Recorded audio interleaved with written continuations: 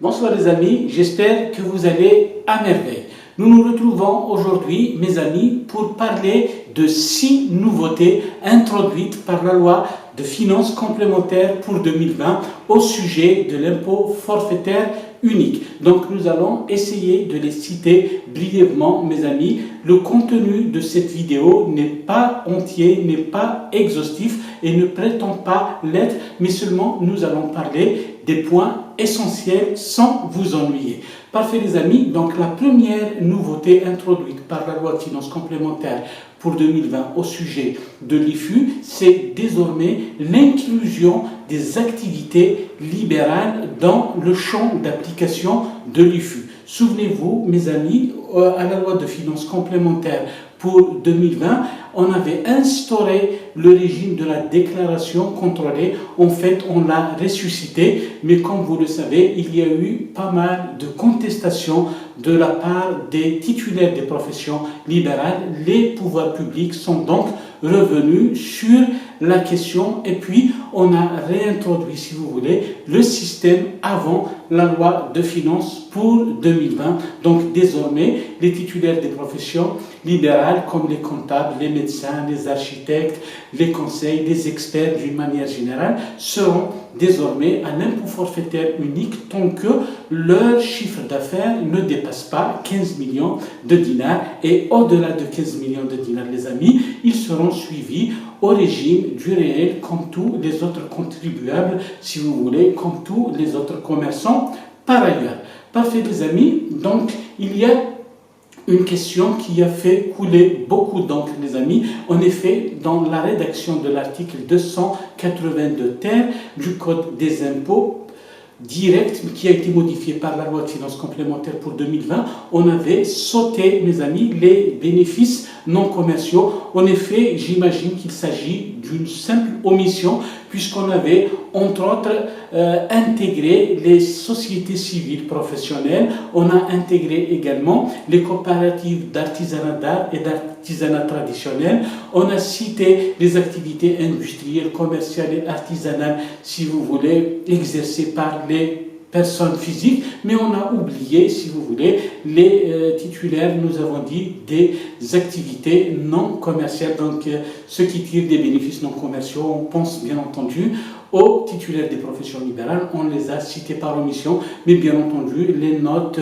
de l'administration centrale ont confirmé, bien entendu, le fait que ces titulaires de professions libérales sont également concernés par l'impôt forfaitaire unique. Nous avons dit tant que le chiffre d'affaires ne dépasse pas 15 millions de dinars. Rappelons, mes amis, toutefois, qu'il y a une liste de 8 activités qui sont exclues du régime de l'IFU, et ce, quel que soit le chiffre d'affaires réalisé. Rappelons ces activités, mes amis, il s'agit des entreprises de travaux bâtiments, de la promotion immobilière, de l'importation en vue de la revente en l'état, des grossistes, des concessionnaires, de l'hôtellerie et de la restauration classée, des bijoutiers d'une manière générale, ainsi que des cliniques et des laboratoires d'analyse médicale. Donc voilà, mes amis, pour le premier point.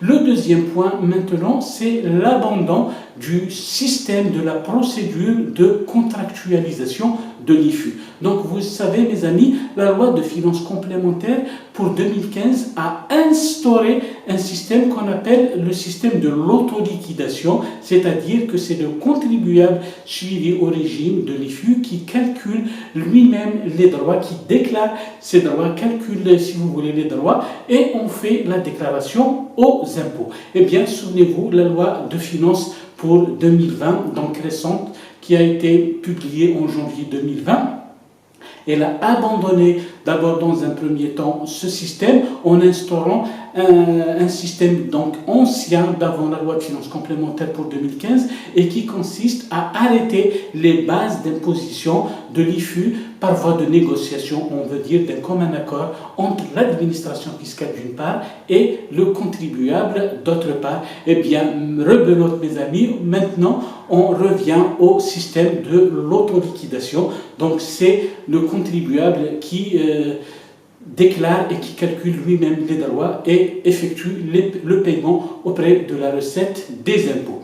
Parfait les amis, maintenant troisième point qui a été modifié par la loi de finances complémentaires pour 2020, il s'agit du retour à l'échéancier de paiement antérieur au 1er janvier 2020. Donc, comme vous le savez mes amis, nous devons déclarer notre G12 si nous sommes à l'IFU entre le 1er et le 30 juin et payer soit la totalité des droits IFU pendant le mois de juin ou alors payer seulement 50% du montant des droits et étaler les 50% restants à raison de 25% pour la première partie entre le 1er et le 15 septembre et les 25% restants entre le 1er et le 15 décembre de la même année.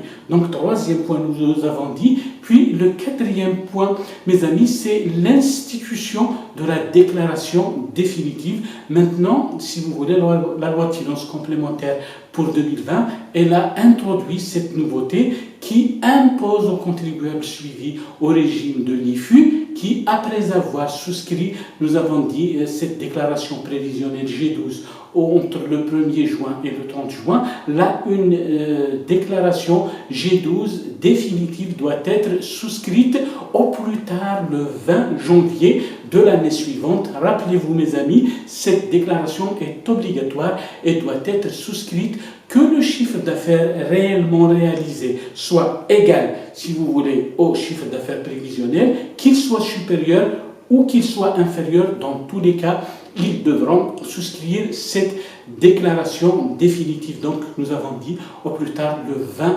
janvier du mois suivant.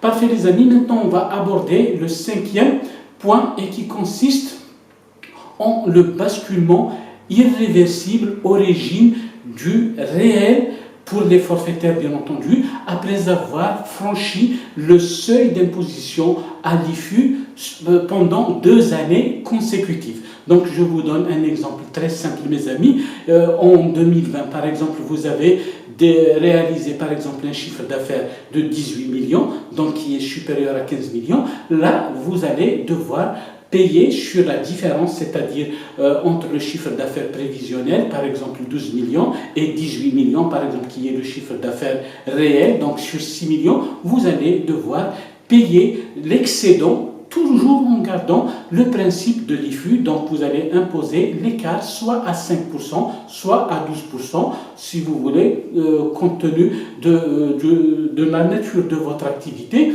mais vous restez toujours dans le cadre de l'IFU. Puis, on va attendre la deuxième année, on va dire 2021, si vous réalisez par exemple un chiffre d'affaires toujours supérieur à 15 millions de dinars, on va dire 20 millions, 25 millions.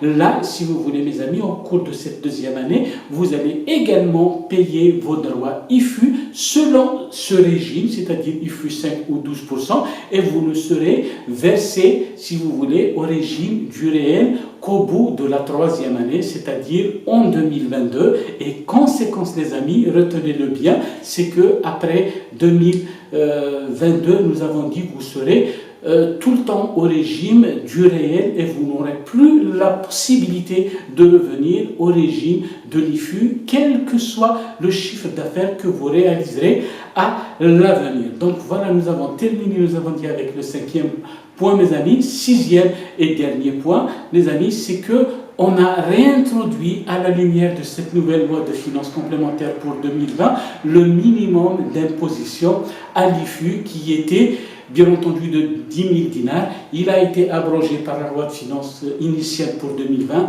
Il a été réintroduit pour le même montant. Mes amis, il est toujours, nous avons dit, de 10 000 dinars. Donc si, en calculant le montant de vos droits, vous trouvez par exemple 8 000, 6 000, 5 000 dinars, vous êtes obligé de payer au moins un minimum de perception qui est de 10 000 dinars. Donc voilà les amis, ce sont globalement les 6 points que j'ai jugé utiles de partager avec vous et qui constituent des nouveautés apportées par la loi de finances complémentaires pour 2020, bien entendu, concernant les contribuables suivis au régime de l'impôt forfaitaire unique. Donc j'espère, mes amis, que cette vidéo vous aura été utile, qu'elle vous aura plu. J'espère vous retrouver très bientôt autour de nouvelles thématiques, de nouvelles questions. En attendant, bonne soirée et portez-vous à merveille. Au revoir.